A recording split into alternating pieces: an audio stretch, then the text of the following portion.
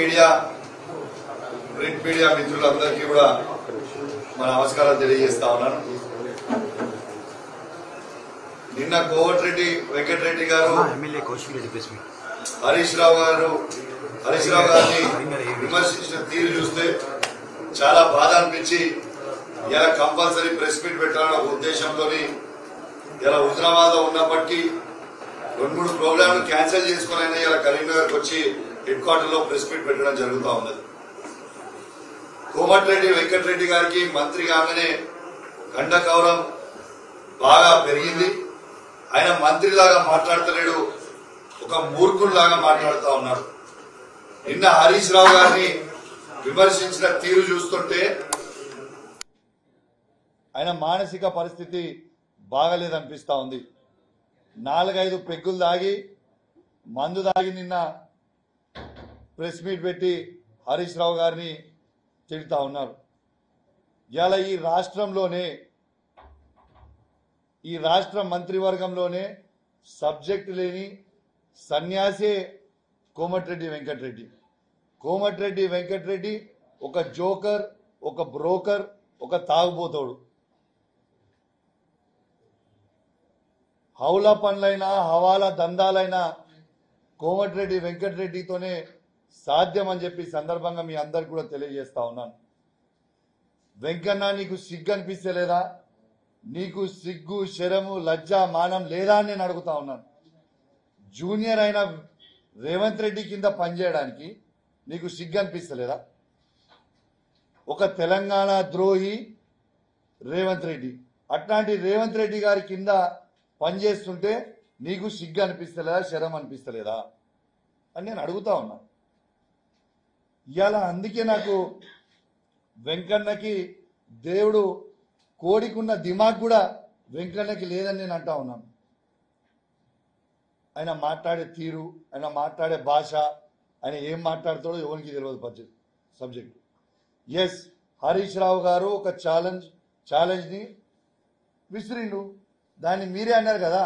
ఆయన విసిరిన తర్వాత మీ ముఖ్యమంత్రి రేవంత్ రెడ్డి గారే అన్నారు కదా, అన్ని పేపర్లు రెడీ పెట్టుకొని అన్నది మీ ముఖ్యమంత్రే కదా. ఆయన హరీష్ రావు గారు సొంతంగా కూడా ఈ మాట అనలే. హరీష్ రావు గారు ఒక మీటింగ్లో పోతే రైతులు, మహిళలు, యువకులు వచ్చి హరీష్ అన్న, రేవంత్ రెడ్డి గారు ఆగస్టు 15కి నేను రైతు రుణమాఫీ చేస్తా అంటుండు కదా, ఆగస్టు 15కి రైతు రుణమాఫీ చేస్తా అంటుండు కదా, నువ్వు ఈ సవాల్ విసిరి నువ్వు రాజీనామా చేయి మా కోసం. నువ్వు 5 ఏళ్ళు నీకు పవర్ లేకున్నా మంచిదే, నువ్వు ఒక్కసారి మాకు రాజీనామా చేయి, ఆయనను కూడా రాజీనామా చేయమందాం.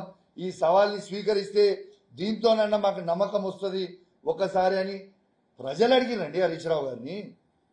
ప్రజలు అడిగితే హరీష్ రావు గారు వాళ్ళ ప్రజల కోసం ఈ 5 సంవత్సరాలుగా తను చేస్తే ప్రజలకి లాభం అవుతుంది అనుకుంటే, 5 సంవత్సరాలుగా ఎమ్మెల్యేగా లేకపోయినా మంచిదే, నా ఎమ్మెల్యే త్యాగం చేస్తే ప్రజలకి బాగవుతుందని భావిస్తే తప్పకుండా నా ఎమ్మెల్యే పదవికి త్యాగం చేయడానికి సిద్ధంగా ఉన్నా అని హరీష్ రావు గారు సవాల్ స్వీకరించి తను సవాల్ విసిరారు. మీరు చెప్పిన దానికి స్వీకరించి మళ్ళీ సవాల్ విసిరారు. ఎస్, నేను రాజీనామా చేస్తున్నాను, నా రాజీనామా లెటర్ తీసుకుపోయి అమరవీరుల స్తూపం దగ్గర పెడతా ఉన్నాను. ఇవాళ ముఖ్యమంత్రి రేవంత్ రెడ్డి గారు కూడా పెట్టాలి. మీకే మంచిది కదా. నువ్వు ఆగస్ట్ 15th వరకు పక్కా చేస్తా నువ్వే చెప్తున్నావు. మరి నువ్వు ఆగస్ట్ 15th వరకు నువ్వు చేస్తే, మీ రాజీనామా లెటర్ ఇద్దరు పెడితే, హరీష్ రావు గారు పదవిలో లేకుంటే 5 సంవత్సరాలు ఇంట్లో కూర్చుంటే మీ కాంగ్రెస్ వాళ్ళకి మీకే మంచిది కదా. మరి మీరు ఎందుకు ఇస్తలేరు? మీకు అంత కాన్ఫిడెన్స్ లేదా? అంటే లుచ్చా మాటలు చెప్పుడు. ఎలక్షన్లు దనుకోవాలి, ఓట్లు దనుకోవాలి, పోవాలి, ఎలక్షన్లు అయిపోతాయి. ఆగస్ట్ 15th వరకు లోకల్ బాడీస్ అయిపోతాయి, పార్లమెంట్ ఎలక్షన్లు అయిపోతాయి. ఇష్ట రాజ్యం చేసుకుందామనా? ఇవాళ రేవంత్ రెడ్డి గారు మీ మీద నమ్మకం లేకనే ఇలా హరీష్ రావు గారు ఆ సవాల్ విసిరిండ్రు. ఇవాళ రైతులని రుణమాఫీ చేస్తామని రైతులను మోసం చేస్తేవి, రైతు భరోసా 15,000 ఇస్తామని రైతులకు మోసం చేస్తేవి, 2,500 ఇస్తామని మహిళలకి మోసం చేస్తేవి, కొత్తగా పెళ్లి చేసుకున్న ఆడబిడ్డలకి తులం బంగారం ఇస్తామని మోసం చేస్తేవి, ఇలా తాతలకి అవ్వలకి 4,000 రూపాయల పెన్షన్ ఇస్తామని మోసం చేస్తేవి, వికలాంగులకి 5,000 రూపాయల పెన్షన్ ఇస్తామని మోసం చేస్తేవి, ఇలా యువకులకి జాబ్ నోటిఫికేషన్ ఫస్ట్ వీక్ లోనే ఇస్తామని చెప్పి మోసం చేస్తేవి. ఇవి నువ్వు చేసిన మోసాలు కాదా? మళ్ళీ నేను ఎట్లా నమ్మమంటున్నావా? నేను తెలంగాణ ప్రజలకు కూడా విజ్ఞప్తి చేస్తా ఉన్నాను. బాజాబ్తు రేవంత్ రెడ్డి గారు అసెంబ్లీలో ఈడ బహిరంగ సభలలో మాట్లాడుతూ ఉన్నాడు. ఏమని మాట్లాడుతున్నాడే? ఇవాళ నేను 6 గ్యారెంటీలు అన్ని అమలు చేసినా అంటున్నాడు. అమలు చేసిండా? మీ గుండె మీద చేసుకొని మీరే ఆలోచన చేయండి. ఇలా రైతు భరోసా అమలు చేసిండా? ఇవాళ రైతు రుణమాఫీ అమలు చేసిండా? ఇవాళ మహిళలకి 2500 ఇస్తా అన్నాడు, అమలు చేసిండా? ఇవాళ కొత్తగా పెళ్లి చేసుకున్న జంటలకి తులం బంగారం ఇస్తా అన్నాడు, అమలు చేసిండా? ఇలా తాతలకి అవ్వలకి ఇంట్లకి 2 పెన్షన్లు ఇస్తా అన్నాడు, 4,000 అమలు చేసిండా?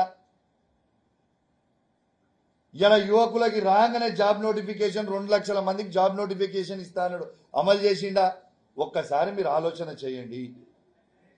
ఇలా కర్ర కాల్చి వాత పెడితేనే ఈ పార్లమెంట్ ఎలక్షన్లలో ఇవన్నీ అమలు అవుతాయి. లేకుంటే ఇవి అమలు కావు. రేపు మిమ్మల్ని మోసం చేయడానికి రెడీగా ఉన్నాడు. మళ్ళా ఇవాళ సింపుల్ బై నేను సింపుల్ సవాల్, మీరు ఏ ఫార్మాట్లు అడిగితే ఆ ఫార్మాట్ల హరీష్ రావు గారితో ఆ ఫార్మాట్ల రాజీనామా చేయించే బాధ్యత నాది. కోమటిరెడ్డి వెంకటరెడ్డి గారు మీకు సవాల్ విసురుతున్నా. మీరు ఏ ఫార్మాట్లో రాజీనామా చేపించామంటే ఆ ఫార్మాట్లనే హరీష్ రావు గారితో రాజీనామా చేయించే బాధ్యత నాది.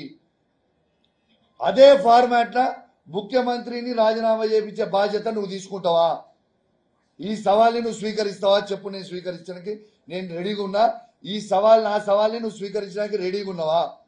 మీరు ఖచ్చితంగా ఈ రాజీనామా లెటర్ ఇచ్చిన తర్వాతనే ఈ పార్లమెంట్ ఎలక్షన్లకి మీరు ఓట్లు అడగాలి. లేకుంటే మీరు ఓట్లు అడగొద్దు.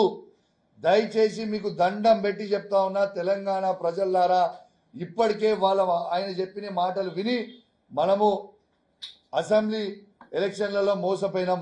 ఈ పార్లమెంట్ ఎలక్షన్లలో దయచేసి మోసపోవద్దు. మీకు ఇంకోటి కూడా చెప్పాలా, ఇవాళ సంచలనమైన న్యూస్ చెప్తే ఇప్పుడు రాసుకోరు. ఇదిగా ఇప్పటిదాకా నేను కేసీఆర్ గారికి, కేటీఆర్ గారికి, హరీష్ రావు గారికి కూడా చెప్పలే. ఈ వేదిక మీద ఉన్న వాళ్ళు అందరూ కూడా ఎవరికి నేను చెప్పలే. ఇప్పుడు మీతోనే చెప్తున్నా. కోమటిరెడ్డి వెంకటరెడ్డి నాకే ఒక మనిషిని నా దగ్గరికి పంపించిండు. నాతో 22 మంది ఎమ్మెల్యేలు ఉన్నారు. జర మీ సార్తో మాట్లాడా, గవర్నమెంట్ వడగొడదాము, మళ్ళా నేను ముఖ్యమంత్రి అవుతా అని నాకే వచ్చి చెప్పించిండు. ఒక మనిషిని పంపించిండు నా దగ్గరికి. కానీ నేను ఈయన నమ్మలే. నేను కనీసం కేసీఆర్ గారికి, కేటీఆర్ గారికి, హరీష్ రావు గారికి నేను ఎవరికి చెప్పలే. ఎందుకంటే ఈయన మీద నమ్మకం లేదు. ఈయన పిచ్చోడు, రూమ్ ఒకటి మాట్లాడతాడు, రూమ్ బయట పోగానే ఇంకోటి మాట్లాడతాడు. మాకు ప్రజలు ప్రతిపక్ష హోదా ఇచ్చిర్రు, మిమ్మల్ని ప్రశ్నించమనే ఇచ్చిర్రు. కాబట్టి ఆ నమ్మకం మా కేసీఆర్ గారు అదే చెప్తున్నారు. కాబట్టి నేను ఖాళీ కూడా వాళ్ళకి చెప్పలేదు. నేను నిజంగా చెప్తా ఉన్నా, ఈ కోమటిరెడ్డి వెంకటరెడ్డి గారికి ఖచ్చితంగా మెంటల్ హాస్పిటల్ తీసుకుపోవాల్సిన అవసరం ఉన్నది. ఎందుకంటే ఆయన మానసిక పరిస్థితి మంచిగా లేదు. అసెంబ్లీకి వస్తాడు, మందు దాగొస్తాడు. ఇది నిజం, నేను చెప్పింది. కాంగ్రెస్ పార్టీ వాళ్ళనే అడుగురు మీరు. అసెంబ్లీకి వస్తాడు, మందు దాగొస్తాడు. మొన్నటిదాకా పార్లమెంట్ వేయండు, మందు దాగొస్తాడు. ఏం మాట్లాడుతాడో ఆయనకే తెలియదు. నేను హరీష్ రావు గారి మీద ఆయన విమర్శించిన తీరు నేను తీవ్రంగా ఖండిస్తా ఉన్నాను. హరీష్ రావు గారు ప్రజల పక్షాన మాట్లాడిండు తప్పితే, ప్రజల పక్షానని ఏమడిగిండా హరీష్ రావు? అడిగిందంటే తప్పేముంది? మీరు 100 రోజులల్లా 6 గ్యారెంటీలు అమలు చేస్తామని పెద్ద పెద్ద పేపర్ యాడ్లు ఇచ్చి బాజాబ్తు మైకులు పట్టుకొని చెప్పింది మీరే కదా. అది కూడా ఈ 100 రోజులు కాదు, ఆగస్ట్ 15 వరకు అన్న అవి కూడా చేస్తామని చెప్పండి అని అడిగిండు. ఇది తప్ప? మిమ్మల్ని రుణమాఫీ చేస్తా అన్నాడు, అది అడిగిండు, అది తప్ప? దేనికి తప్పు? నువ్వు మాట్లాడింది ఏంది అంటే, మీరు నోటుకు వచ్చినట్టు మాట్లాడితే, మీరు ఇష్టం వచ్చినట్టు మాట్లాడితే మేము మాట్లాడి చూసి పడ్డానికి ఇడేమైనా ఉన్నామా అనుకుంటున్నాం ఏంది? బాజాబ్తు చెప్తున్నాం. మీరు ఒక్క మాట అంటే మేము 100 మాటలు అంటాం. బిడ్డ మీ నోరు జాగ్రత్త, మీ నోరు జాగ్రత్త దగ్గర పెట్టుకొని మాట్లాడు. మీరు అధికారంలో ఉన్నారు, బాధ్యతగా మాట్లాడండి. నోటికి వచ్చినట్టు మీరు మాట్లాడితే, మీరు ఒక్క మాట అంటే మేము 100 మాటలు అంటాం. తస్మాత్ జాగ్రత్త. మీకు ఎవ్వడు, నీకు భయపడేటోడు, రేవంత్ రెడ్డికి భయపడేటోడు ఈడ బీఆర్ఎస్ పార్టీలో ఎవ్వడు లేడని చెప్పి కూడా మీ అందరు కూడా తెలియజేస్తా ఉన్నాను. ఈడ ఉన్నది కేసీఆర్ సైనికులం బిడ్డ. తస్మాత్ జాగ్రత్తగా ఉండరు బిడ్డ. తాట తీస్తాం. మీరు అనుకుంటున్నారు ఏదో అని, మీ తాట తీస్తాం. ప్రజలు రెడీగా ఉన్నారు. ఈ పార్లమెంట్ ఎలక్షన్లలో మీ తాట తీయడానికి రెడీగా ఉన్నారు ప్రజలు అని చెప్పి సందర్భంగా మీ అందరు కూడా తెలియజేస్తా ఉన్నాను. దీంతో పాటు హరీష్ రావుని చూసి పనితనం నేర్చుకోవా, హరీష్ రావుని చూసి కుళ్ళుకోకు. హరీష్ రావు ఎట్ట పని చేస్తున్నావు చూడు. హరీష్ రావుని నువ్వేదో టీఆర్ఎస్ బీఆర్ఎస్ పార్టీ పనుల్లాగా పనిచేస్తున్నావు అన్నాడు. నువ్వేమైనా కాంగ్రెస్ పార్టీ ఓనర్వానే? ఎస్, మేము బీఆర్ఎస్ పార్టీ కేసీఆర్ పనులమే బాజాబ్తు కేసీఆర్ గారి కోసం, ఈ తెలంగాణ ప్రజల కోసం కేటీఆర్ గారు కావచ్చు, హరీష్ రావు గారు కావచ్చు, మా ప్రతి బీఆర్ఎస్ పార్టీ కార్యకర్త అందరం కూడా ఎస్ బాజాబ్తు పనుల్లాగానే మేము పనిచేస్తాం. నీకేందా ప్రాబ్లం? బాజాబ్తు పనిచేస్తాం, నీకేంటిదా?